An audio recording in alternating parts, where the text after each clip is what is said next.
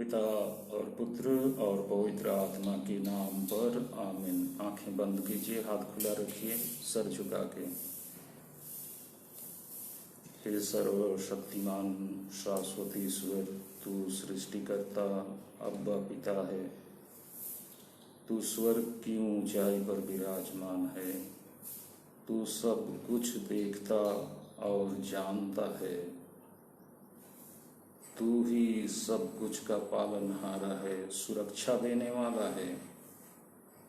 तू ही सबको अपने निर्धारित लक्ष्य तक पहुंचाने वाला है। पावन पिता, तेरी स्तुति हो, तेरी महिमा हो, तेरा धन्यवाद हो।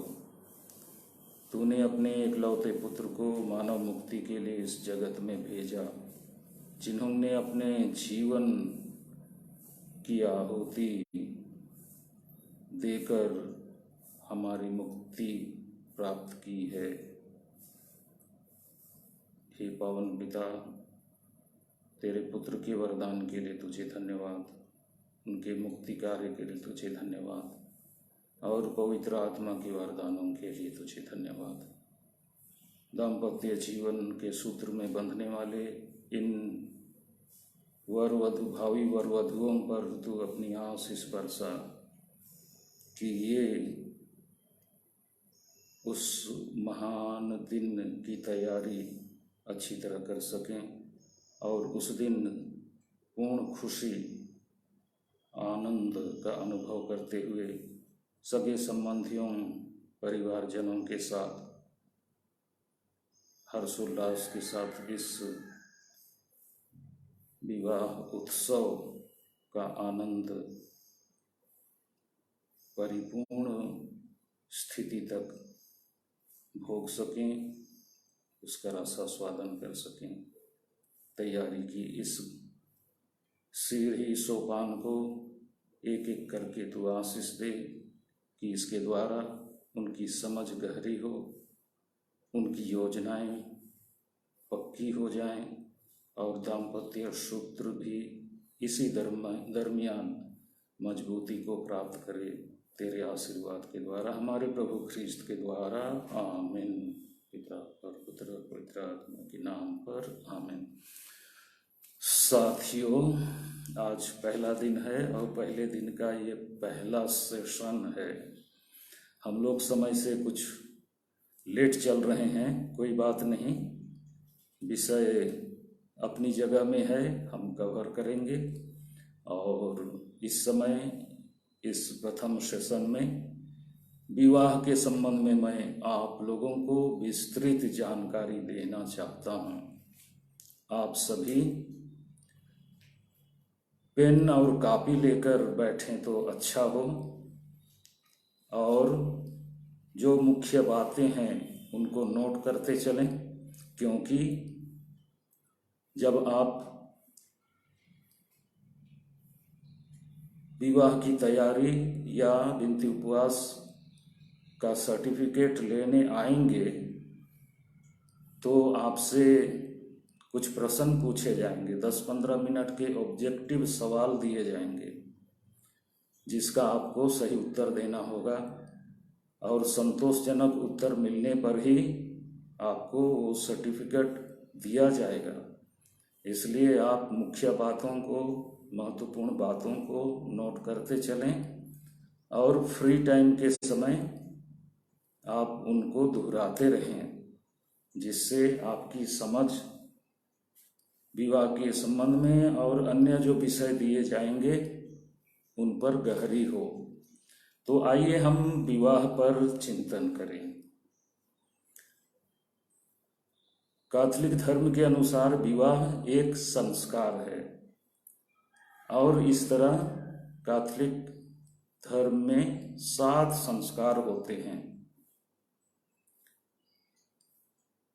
संस्कार इसलिए है क्योंकि इसकी स्थापना स्वयं ईश्वर ने की है।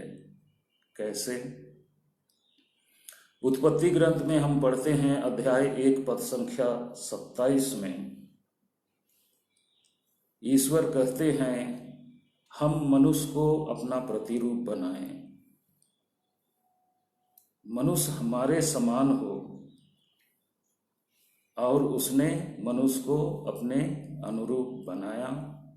उसने उन्हें नर और नारी के रूप में बनाया, गढ़ा, और उन्हें आशीर्वाद देते हुए कहा, फलो फूलो, पृथ्वी पर फैल जाओ, आकाश के पक्षियों, समुद्र की मछलियों, घरेलू जंगली जीव जंतुओं, सब पर शासन करो। तो इस तरह एक लड़का और एक लड़की को मिलाकर ईश्वर ने विवाह की स्थापना की। इसी तरह अध्याय 2 पद संख्या 18 में ईश्वर को ये अनुभव हुआ, एक दूसरा विवाह की ओर, विवाह के नाम पर उनका विशेष दृष्टिकोण है, जहां ईश्वर कहते हैं मनुष्य का अकेला रहना अच्छा नहीं है, इसलिए उसके लिए एक उपयुक्त सहयोगी बनाना है। और उसने आदम को गहरी निंद्रा में डालकर उसकी एक पसली निकाली और उससे एक नारी को गढ़ा और उसे आदम के पास ले जाकर उसके सामने उपस्थित किया। और आदम उसे देखते ही रीझता है और कहता है, वाह, ये तो मेरे मांस का मांस, मेरी हड्डियों की हड्डी है, इसका नाम नारी होगा।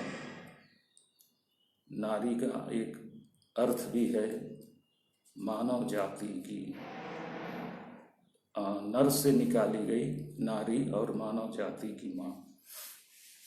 तो ये विवाह की स्थापना के संबंध में धर्म ग्रंथ में दिए गए वर्णन का जिक्र था। दूसरा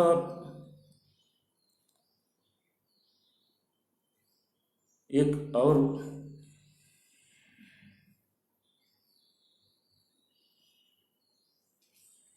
कैनन लो, जो ख्रिस्तीय कैथोलिक विश्वास या इस मत में चलने वालों के लिए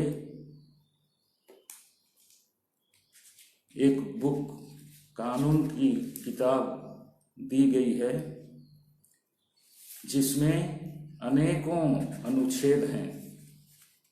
इसमें टोटल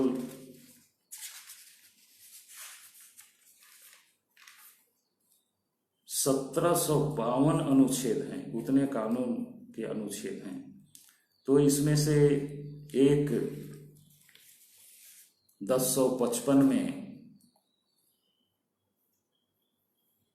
यीशु के हवाले से कहा गया है कि 2 व्यक्ति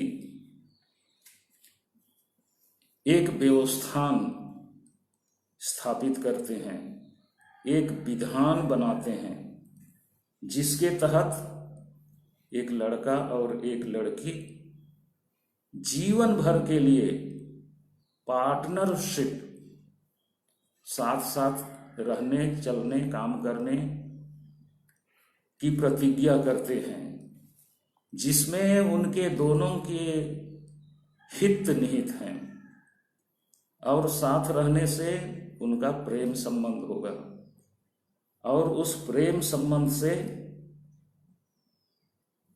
शारीरिक संबंध से संतान उत्पन्न होंगे और उनकी शिक्षा दीक्षा, विशेषकर धर्म में परवरिश, विश्वास में परवरिश उनका दायित्व होगा। तो ये कानून की किताब में बात कही गई है। तो इसके कारण भी यह एक संस्कार कहा जाता है। इसका जो दूसरा खंड है उसमें कहा गया है कि 2 बपतिस्मा प्राप्त व्यक्तियों का विवाह और कुछ नहीं लेकिन संस्कार होगा। 2 बपतिस्मा प्राप्त व्यक्तियों का विवाह कुछ नहीं लेकिन एक संस्कार होगा। तो 7 संस्कारों के में से 7 संस्कारों में से एक संस्कार और महत्वपूर्ण संस्कार विवाह है। कुछ अच्छी बातें संत पौलुस लिखते हैं इसके तहत। इस तरह प्रत्येक वर वधू एक दूसरे से ख्रिस्त में विवाह करते हैं, ख्रिस्त में विवाह करते हैं। पहला कुरिन्थियों के नाम पत्र 7:39 में बात कही गई है। ये दोनों एक नई सृष्टि की सुंदरता और अनुरूपता के जीवन का अनुभव करने ख्रिस्त में आमंत्रित किए जाते हैं। सृष्टि की सुंदरता और अनुरूपता के जीवन का अनुभव करने ख्रिस्त में ये आमंत्रित किए जाते हैं। द्वितीय कुरिन्थियों के नाम पत्र 5:17 पद। इब्रानियों के नाम पत्र अध्याय 13:4 में कहा गया है, अतः ख्रिस्तीय विवाह एक संस्कार के रूप में हर दृष्टिकोण से सम्मानित हो। तो विवाह संस्कार की विशेषता क्या है? आज तक तो आप लोगों को इस पर चिंतन करने का या इसके संबंध में सुनने का मौका नहीं मिला होगा। विवाह संस्कार की विशेषता क्या है, ये आपसे सवाल में भी बाद में पूछा जाएगा। विवाह की दो महत्वपूर्ण विशेषताएं हैं, दो विशेषताएं। पहला एकता और दूसरा अखंडता। पहला एकता और दूसरा अखंडता। एकता के तहत तात्पर्य है एक लड़का और एक लड़की। एकता के तहत तात्पर्य है एक लड़का और एक लड़की। अखंडता, अखंडता का अर्थ है जो खंडित ना हो, जो विभाजित ना हो, जो टूटे नहीं, जिन्हें अलग ना किया जाए, ये है अखंडता। विवाह दाम्पत्य सूत्र तोड़ा नहीं जा सकता। विवाह में के बंधन में बंधे दो लोगों को अलग नहीं किया जा सकता। अलग कैसे किए जाते हैं? विवाह कैसे तोड़ा जाता है? दो तरह से, एक आंतरिक रूप से और दूसरा बाह्य रूप से। विवाह कैसे तोड़ा जा सकता है? दो तरह से, एक आंतरिक रूप से और दूसरा बाह्य रूप से। आंतरिक रूप से कैसे एक विवाह तोड़ा जा सकता है?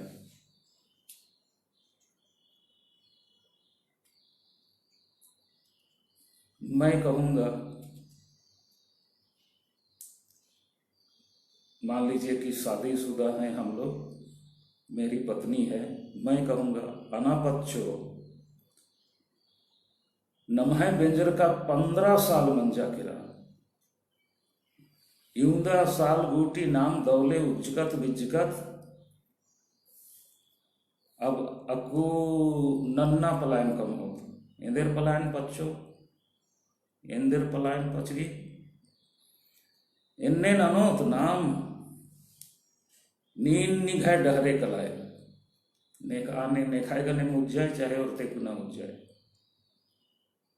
चाहे निंगियो निंबा गने उठ जाए ये निघाय डहरे कौन ये नेक आम से उज्जोन नेखाय गने उज्जोन चाहे अपन आयम बंगेड़ पान उज्जोन। तो कभी कभी दोनों मेल प्रेम से ही सही या तो लड़ाई झगड़ा करके अलग हो जाते हैं, वो अपने रास्ता चली जाती है, ये अपने रास्ते चले जाते हैं।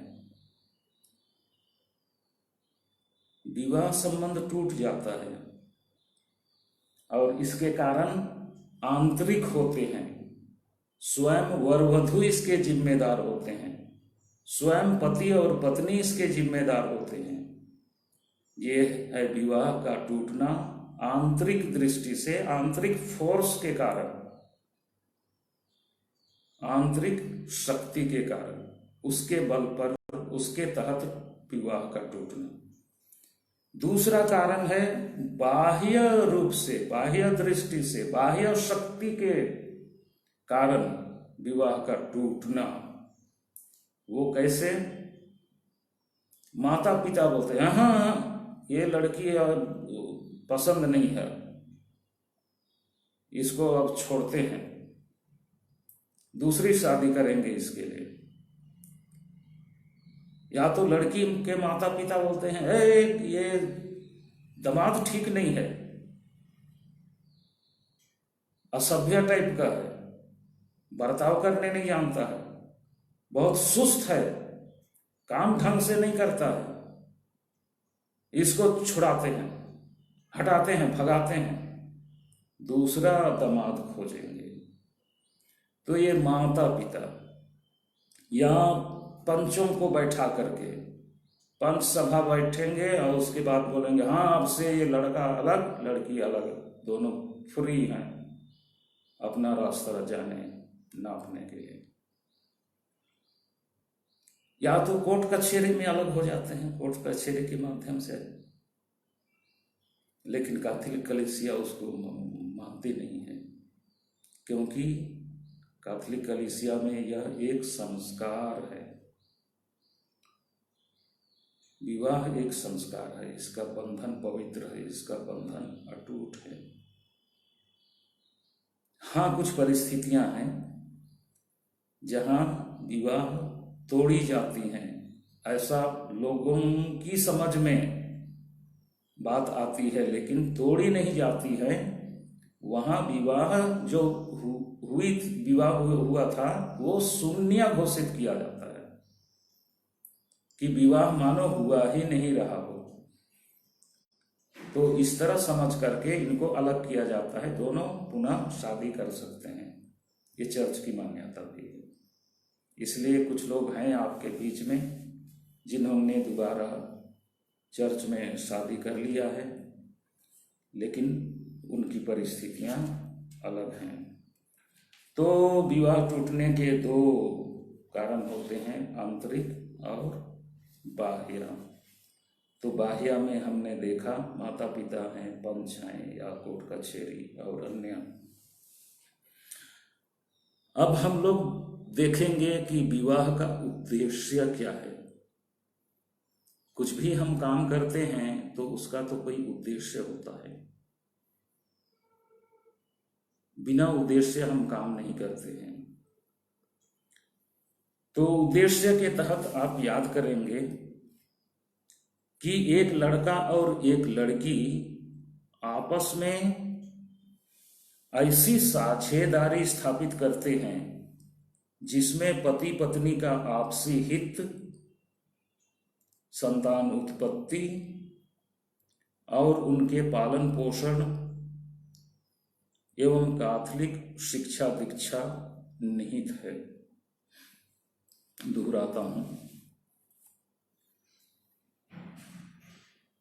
एक लड़का और एक लड़की आपस में एक ऐसी साझेदारी मतलब पार्टनरशिप साथ रहेंगे, इस तरह से आपस में सहमति होना, साथ काम करेंगे, साथ जिएंगे, इस तरह की योजना बनाना, वो पार्टनरशिप है। इसको साझेदारी भी करते हैं। तो ये साझेदारी स्थापित करने के बाद क्या करते हैं, उसमें क्या निहित है? साथ रहने से एक दूसरे का हित साधा जाता है। उदाहरण के लिए लड़की को रात को अकेले घूमने फिरने में कठिनाई होती है, ये सब जानते हैं, लेकिन अब उसके पार्टनर साथ में हैं, जिसे हम अब पति कहेंगे। अगर पति साथ में है तो उसकी सुरक्षा की गारंटी है। इसी तरह से लड़का पति, उसको खाना बनाने नहीं आता है, घर की साफ सफाई रखना उसको नहीं आता है, कपड़े की सफाई करना ठीक से नहीं आता, लोहा लगाना कपड़े को ये नहीं आता, और ये काम उनकी पत्नी मिसेस बखूबी कर लेती हैं। तो इसकी जरूरत की चीजें और काम पार्टनर के द्वारा हो रहे हैं। तो दोनों का हित, दोनों की जरूरत की पूर्ति एक साथ आने से हो रही है। इसलिए इस पार्टनरशिप साझेदारी के माध्यम से दोनों का आपसी हित साधा जा रहा है। इसके अतिरिक्त साथ रहेंगे, प्रेम होगा, शारीरिक संबंध होगा, तो संतान उत्पत्ति का उद्देश्य खुला है। तो उनकी शिक्षा दीक्षा, परवरिश, खान पान, कपड़े लत्ते, स्वास्थ्य का और कैथोलिक शिक्षा दीक्षा का दायित्व इनके ऊपर, आपके ऊपर आ रहा है। बात बहुत गंभीर है और आप लिख भी नहीं पा रहे होंगे, लेकिन इसमें संक्षेप में ये मान लीजिए, ये जान लीजिए कि जीवन भर साथ निभाने का एक पारिपाटी है, इसमें एक प्रतिज्ञा है, जीवन भर साथ निभाने का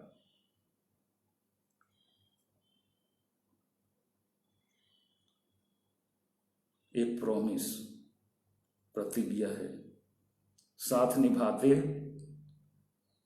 जैसे हम अगल बगल देख रहे हैं, अपने परिवार में देख रहे हैं, पड़ोस में देख रहे हैं, विवाह के बाद बच्चे होते हैं, स्वाभाविक है, होना ही है,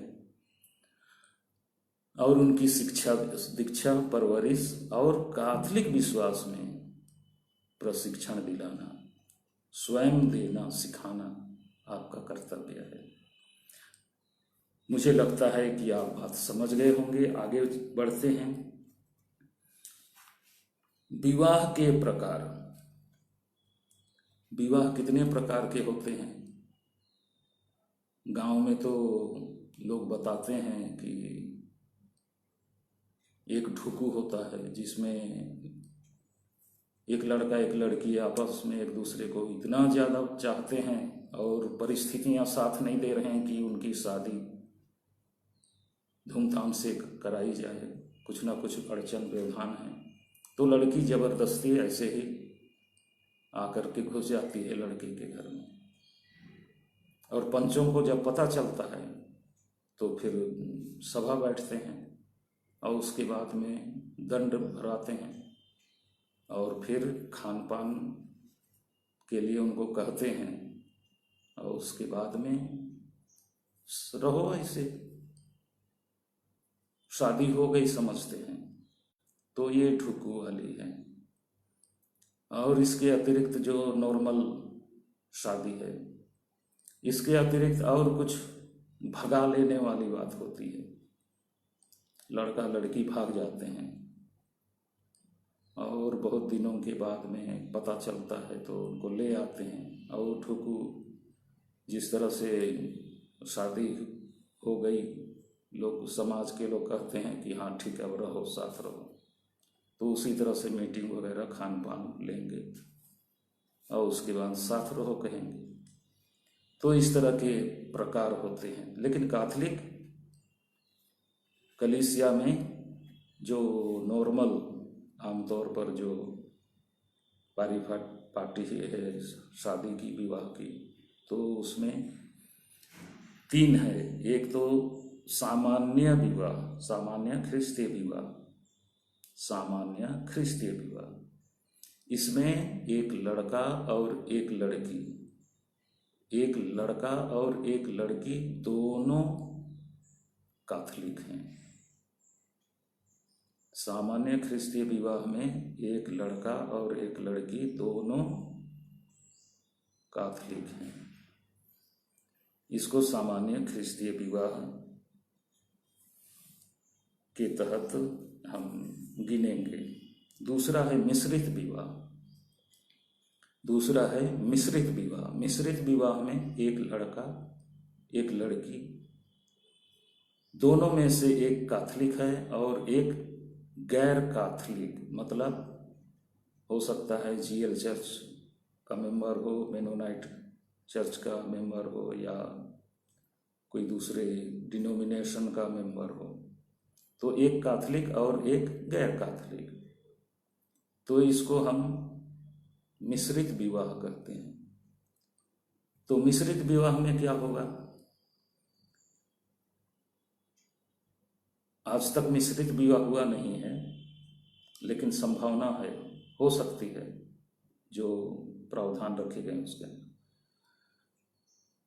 ये गैर कैथोलिक जो मेनोनाइट है या जीएल का सदस्य है, वो कहती है कि मैं जीवन भर अपने ही समुदाय, अपने ही विश्वास में बना रहूँगा।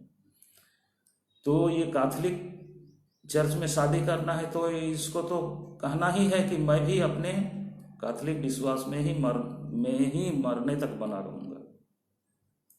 तो दोनों अपने अपने सेक्ट, डिनोमिनेशन, कैथोलिक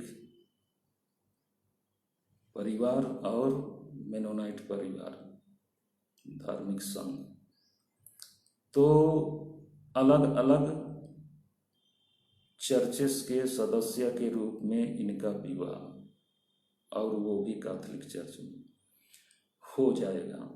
लेकिन शर्त है, कैथोलिक जो भी सदस्य है उसे एक प्रतिज्ञा को करनी है, मतलब उसकी घोषणा। उस घोषणा में उसको बोलना है कि मैं अपने विश्वास से डिगाने वाली परिस्थितियों, कारणों को पूरी मजबूताई के साथ, दृढ़ता के साथ दूर करने के लिए तैयार हूँ। मतलब मैं जीवन भर कैथोलिक विश्वास में बना रहूँगा या बनी रहूँगी। इसके अतिरिक्त दूसरी बात, महत्वपूर्ण बात है कि जो हमारे दाम्पत्य जीवन से संतान उत्पन्न होंगे, बच्चे होंगे, उनको भी कैथोलिक धर्म के अनुसार दीक्षित करूँगी। ये दो बातों की प्रतिज्ञा होगी। पहले मैं अपने कैथोलिक विश्वास में दृढ़ बना रहूँगा जीवन पर्यंत, और दूसरा कि जो बच्चे हमारे दाम्पत्य जीवन से होंगे तो उनका कैथोलिक धर्म में दीक्षित किया जाना, ये मेरा कर्तव्य है, मैं इसे पूरी करूँगी। तो कैथोलिक चर्च में शादी उनकी होगी, ये मिक्स्ड मैरिज कहलाएगा। तीसरा है पंथ विषम विवाह। पंथ विषम, पंथ माने मत, पंथ माने धर्म। तो इसमें एक कैथोलिक है और एक गैर ईसाई। पहले मैंने गैर कैथोलिक कहा था, अभी मैं बोल रहा हूं एक कैथोलिक और एक गैर ईसाई जिसका बपतिस्मा नहीं हुआ है। तो उस व्यक्ति के साथ कैथोलिक सदस्य का विवाह होना, तो इसमें भी वैसे ही है कि वो गैर ईसाई जो भी है वो अपने धर्म में बना रहेगा, और जो कैथोलिक समुदाय का सदस्य है वो अपने विश्वास में बना रहेगा, बनी रहेगी। और वही प्रतिज्ञा है कि बच्चे जो उत्पन्न होंगे तो ये कैथोलिक धर्म में दीक्षित किए जाएंगे। और इस प्रतिज्ञा की जानकारी उसको विवाह से पहले दी जानी है। गैर कैथोलिक को भी, जो जीएल मेंबर है या मेनोनाइट का चाहे जो भी अन्य डिनोमिनेशन है, तो उनके सदस्य को भी कैथोलिक पक्ष का सदस्य अपने शर्त जिसको उसने घोषित किया है, लिख करके दिया है, उसकी जानकारी शादी होने से पूर्व अपने लाइफ पार्टनर को देना है। तो दोनों ही स्थिति में कैथोलिक पक्ष को अपने पार्टनर, लाइफ पार्टनर होने वाले पति या पत्नी को शर्त जिसका डिक्लेरेशन उसने लिखित में किया है उसकी जानकारी देना है। इसके अतिरिक्त विवाह से पूर्व दोनों को विवाह की विशेषता और इसके उद्देश्य को लेकर के जो प्रशिक्षण होता है, बिंदु उपवास करते हैं या मारिस कैटेक्यूम में,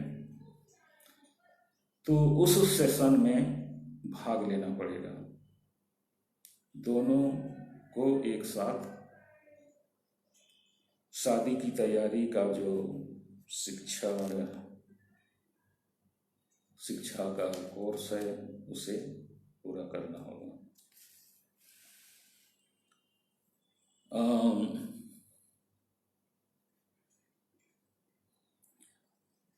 विवाह के संबंध में कुछ आवश्यक जानकारी रखना जरूरी है। विवाह के संबंध में आवश्यक जानकारी आपके हिसाब से क्या हो सकता है?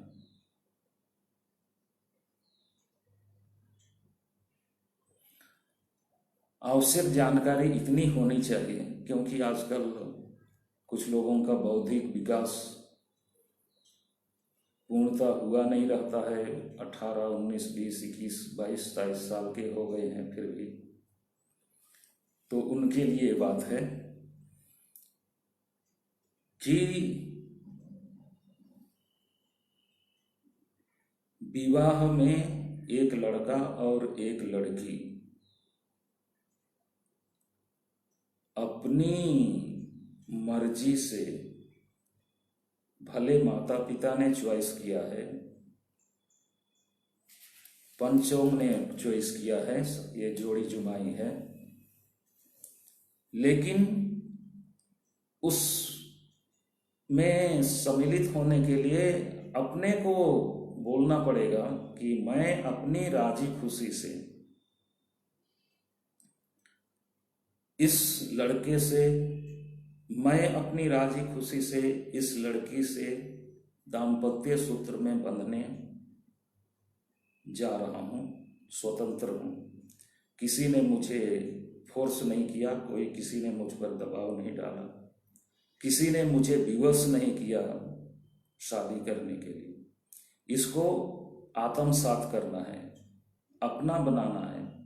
लड़की किसी दूसरे ने खोज दी हो, घर के लोगों या बाहर के लोगों ने, लेकिन जब शादी का समय आता है तो शादी के समय से पहले से ही कहना है कि मैं पूर्ण स्वतंत्रता के साथ अपनी मर्जी से, राजी खुशी से, फलनी से कि फलना से विवाह करने को तैयार हूं। तो ये चीज जानना है कि मर्जी, राजी होना, तैयार होना बिना दबाव और खुशी के साथ, तो ये जानकारी होना है। इसके अतिरिक्त विवाह दोनों के बीच एक साझेदारी है जिसमें दोनों का आपसी हित है। हमने पहले भी देखा उद्देश्य में, और उससे बच्चे उत्पन्न होंगे तो उनकी शिक्षा दीक्षा की गारंटी हमारी अपनी है। ये जानना आपको जरूरी है। इसके अतिरिक्त अगर मान लीजिए कोई बोल नहीं पाते हैं तो समझे जाने योग्य एक्शन, जैसे पत्नी को ऐसे दिखाते हैं तो मैं उसको ग्रहण कर रहा हूँ, ये मेरी पत्नी हो रही है, ऐसा, तो समझे जाने जैसे एक्शन के माध्यम से वो अपनी इच्छा, विवाह करने की इच्छा जाहिर करते हैं और मंजूरी देते हैं। तो शब्दों से और इशारे से, एक्शन से मंजूरी देना जरूरी है, अनिवार्य है। ये है आवश्यक जानकारी में जिसे आपको जानना बहुत जरूरी है। और एक छोटा हेडिंग है, विवाह का अनिवार्य तत्व जिसके बिना शादी नहीं हो सकती है।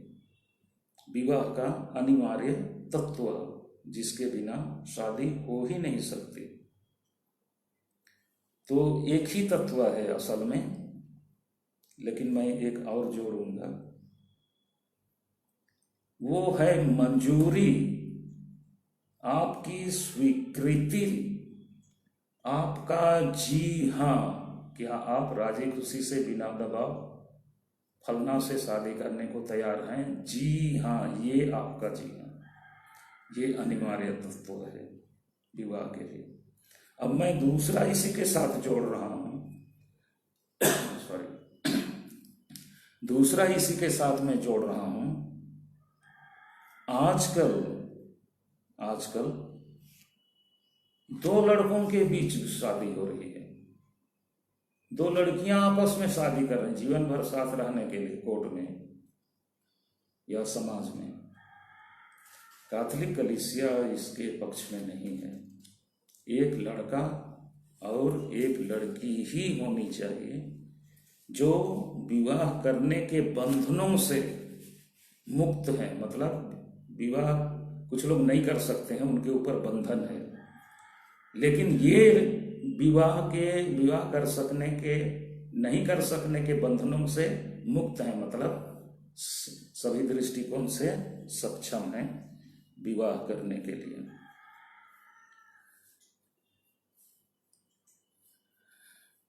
कुछ विवाह अवैध होते हैं, जैसे मैंने पहले भी कहा कि कुछ लोग दोबारा चर्च में शादी कर लेते हैं। तो यहाँ कुछ गड़बड़ियाँ होती हैं। क्या गड़बड़ियाँ होती हैं? और मैंने कहा कि वहाँ शादी ही नहीं हुई थी, हम लोग शादी को शून्य घोषित कर देते हैं। Although there was no marriage had taken place. शादी हुई ही नहीं थी, इस तरह की समझ, इस तरह की स्थिति निर्मित होनी है। कैसे? कुछ उदाहरण दे रहा हूं। तीन बहनें हैं और लड़के को सेकेंड नंबर की बहन, तीनों में से सेकेंड नंबर की बहन पसंद है, शादी करना चाह रहा है, और वो बहुत दूर में रहता है, मान लीजिए विदेश में रहता है। एक ही बार आया था और देखा उसे पूरा पसंद, सेकेंड नंबर की लड़की। अब दूसरी बार वो आता है केवल शादी करने के लिए, शादी की तैयारी उसकी उधर ही हो जाती है, विदेश में, उधर से ही धर्म शिक्षा लेके आता है, और रात का समय है। अब ऐसे आजकल श्रृंगार पतार की पहचान में नहीं आते हैं। तो घर वालों ने कहा कि अरे बड़ी लड़की अगर छूट जाती है अभी तो क्या जाने बाद में कुटुंब उतरेंगे कि नहीं। अब लड़का दूर में है, केवल शादी के लिए आएगा, चलो हम बड़ी लड़की को तैयार करते हैं शादी के लिए। अब पूरी तरह से तैयार उसको विवाह के वस्त्र परिधान में और पूरा मेकअप के साथ।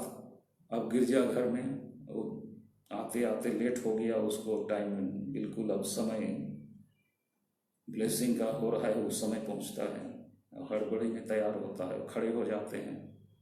उस समय कौन देखेगा चेहरा को, वही है कि नहीं है,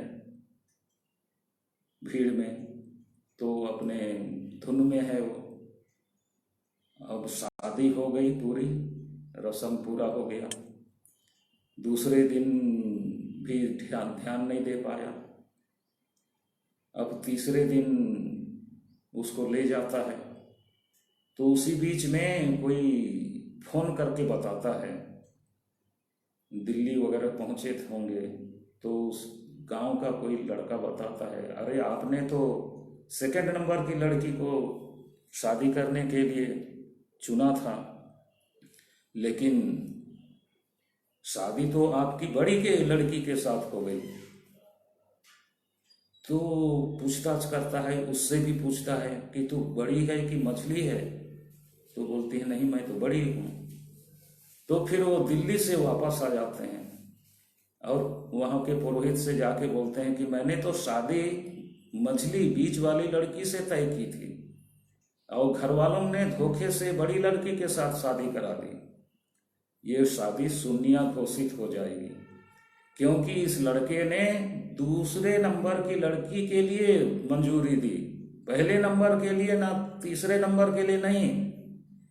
इसलिए ये शून्य घोषित हो जाएगी और वो दूसरी शादी करेगा दूसरी वाली के साथ फिर से। एक दूसरा उदाहरण है, एक डॉक्टर है, पढ़ा लिखा अच्छा खासा पेशे से डॉक्टर, अनुभवी डॉक्टर, और बहुत पेशेंट्स उसके पास आते हैं, नामी डॉक्टर। अब उसको शादी करना है तो इच्छा जाहिर करता है कि एक डॉक्टर से ही शादी करूंगा, और यहाँ वहाँ लोग खोजते हैं। और आजकल कभी कभी क्या है, न्यूज़पेपर वगैरह में भी मैरिज ब्यूरो से संबंधित कुछ जानकारियां दी जाती हैं कि ये योग्य वर है, वो योग्य वधू है, इतनी उम्र, इतना पढ़ा लिखा, पढ़ी लिखी, ये नौकरी वो नौकरी इत्यादि, ये व्यवसाय है। तो उसमें एक लड़की को एक डॉक्टर बताया गया, तो देखा ये तो बहुत अच्छी है, देखने में अच्छी है, अब डॉक्टर है बता रहे हैं तो मेरी इच्छा के अनुकूल है, तो शादी हो जाती है।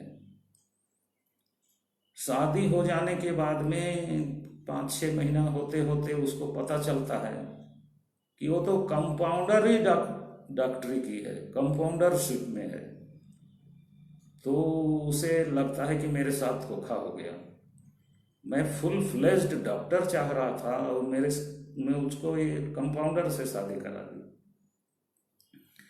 तो फिर जब वो शिकायत मैरिज ट्रिब्यूनल में करेगा तो उसकी शादी शून्य घोषित की जाएगी और दोबारा उसे चर्च में शादी करने की अनुमति मिलेगी। तो इस तरह से कुछ परिस्थितियां हैं जहां मैरिज ट्रिब्यूनल के माध्यम से विवाह को शून्य घोषित कर दोबारा शादी करने के लिए अनुमति दी जाती है। कुछ और विवाह हैं जो अवैध होते हैं, जिनमें बाह्य दबाव या गंभीर भय से आक्रांत अथवा व्यक्ति की पहचान नहीं कर पाने की स्थिति में विवाह अवैध हो जाता है। तो इसके लिए उदाहरण है, माता पिता की ओर से किसी व्यक्ति विशेष से शादी करने का दबाव। मान लीजिए कि यदि लड़की है और उसे कहते हैं माता पिता कि इस बार अमुक लड़के से शादी नहीं करेगी तो इसको घर से निकाल देंगे। उसका मतलब वो पहले इनकार कर चुकी है 1-2 लड़कों को कि वो मेरे लायक नहीं है, उससे शादी नहीं करूंगी। तो समय भी बीत रहा है और लोगों को भी घर में शादी करनी है, तो इसलिए माता पिता कहते हैं कि जो लड़का अभी हम लोग खोजे हैं, अगर इससे शादी नहीं करेगी तो इसको घर से निकाल देंगे।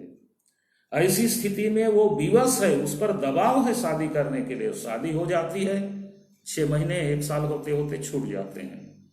अगर ये केस आएगा हमारे पास मैरिज ट्रिब्यूनल में तो उसकी शादी को शून्य घोषित किया जाएगा और उसे दोबारा शादी करने की अनुमति दी जाएगी। हड़बड़ी में शादी करते हैं, कभी कभी पहचान नहीं कर पाते हैं व्यक्ति को जिसके साथ शादी कर रहे हैं और उसके बाद में समस्याएं आ जाती हैं। तो पूरी तरह समय लेनी है, इसीलिए 6 महीना मिनिमम कहते हैं। आप अपने पार्टनर को पहचानिए, मिलिए जुलिए, विचारों का आदान प्रदान कीजिए, तो सही ढंग से शादी कर पाएंगे और आपका जीवन सुखमय सुखद होगा। बहुत ज्यादा उम्र हो रहा होगा किसी का और उसके बाद में अरे अभी शादी नहीं करूंगा या नहीं करूंगी, तब तो बड़ा मुश्किल हो जाएगा। इसके बाद तो मेरे सामने अंधेरा ही छा जाएगा। तो ऐसी कोई विवशता की स्थिति है और जबरदस्ती या नहीं चाहते हुए भी शादी में चले जाते हैं। तो वैसी स्थिति में अगर शादी जीवन या दाम्पत्य जीवन ठीक से नहीं चलता है तो इसके लिए शिकायत मैरिज ट्रिब्यूनल में आए तो आपकी शिकायत पर विचार किया जाएगा, स्टडी होगा, छानबीन करेंगे और उसके बाद में दोबारा शादी के लिए आपको अवसर दिया जाएगा। शादी संस्कार कौन देते हैं? विवाह ही एक ऐसा संस्कार है 7 संस्कार में जिसे याजक नहीं किंतु वर वधु स्वयं अपनी आपसी मंजूरी के आदान प्रदान द्वारा एक दूसरे को देते हैं। विवाह 7 संस्कार में एक ऐसा संस्कार है जिसे पुरोहित नहीं, याजक नहीं, लेकिन वर वधु अपनी ही मंजूरी के आदान प्रदान द्वारा, हे फलना मैं तुमको अपना पति अपनी पत्नी स्वीकार करता हूँ और ये घोषणा करता हूँ कि सुख और दुख में मैं सदा तुम्हारा साथी और तुम्हारी संगनी बनी रहूंगी, इस तरह की बात कह रहे हैं। तो ये आपस में एक दूसरे को विवाह का संस्कार दे रहे हैं। तो विवाह संस्कार में याजक की, पुरोहित की भूमिका क्या होती है? शादी संस्कार में बिशप, पल्ली पुरोहित या उनके द्वारा अधिकृत किए जाने पर अन्य पुरोहित या उपयाजक भी, और विशेष परिस्थिति में कोई सामान्य व्यक्ति भी जो याजक नहीं है, आधिकारिक मध्यस्थ बनते हैं एवं रस्म संचालन की भूमिका अदा करते हैं। वो शादी हो जाती है। ख्रिस्तीय विवाह की वैधता के लिए कानूनी प्रारूप क्या चीज होना जरूरी है? वैध तरीके से अभिषिक्त कैथोलिक पुरोहित द्वारा कैथोलिक चर्च में, कैथोलिक चर्च मतलब बिल्डिंग ही नहीं, मतलब कैथोलिक परिवेश में, जैसे मिस्सा हमको चर्च में करना है या ऐसी जगह में करना है जो अप्रोप्रिएट है, उसके लिए उपयुक्त है, उसी तरह से विवाह के लिए चर्च या अप्रोप्रिएट, उपयुक्त जगह, 2 गवाहों की उपस्थिति और निर्दिष्ट विवाह विधि के अनुरूप, दूसरे धर्मों का विधि विधान लेकर के यहाँ पर नहीं उच्चारे जाएंगे। जो विधि विधान निर्दिष्ट है, पुस्तक में है, उसी को बोलना है, अपने से बनाकर नहीं।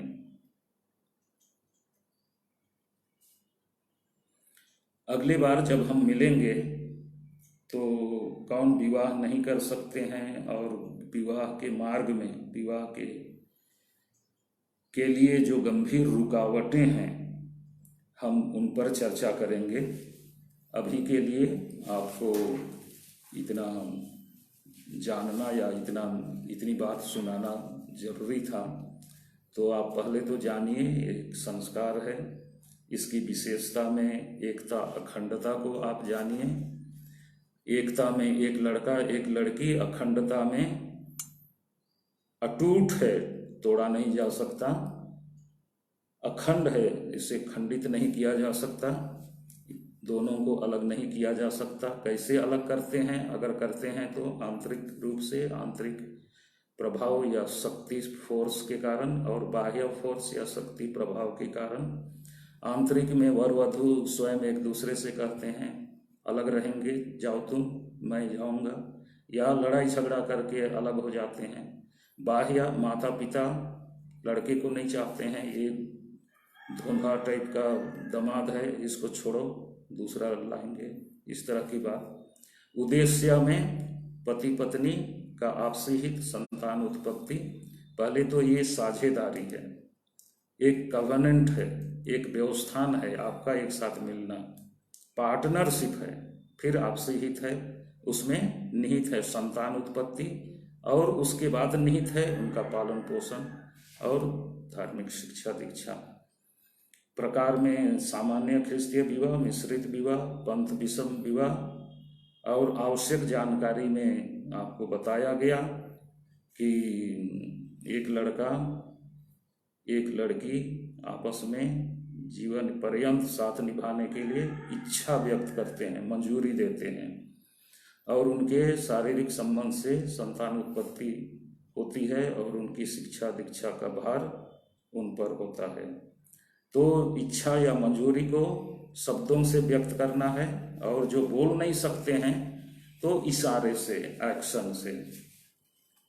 कुछ शादियां गड़बड़ होती हैं विशेष जैसे 3 बहनों में बीच वाली को शादी करना चाहता था, या एक डॉक्टर से ही शादी करना चाहता था, लेकिन वो पार्टनर तो कंपाउंडर है, तो शून्य घोषित होंगी। कुछ अवैध विवाह के अन्य उदाहरण हैं। माता पिता लड़के को लड़की को फोर्स करते हैं कि इस बार शादी नहीं करेगी तो घर से निकाल देंगे।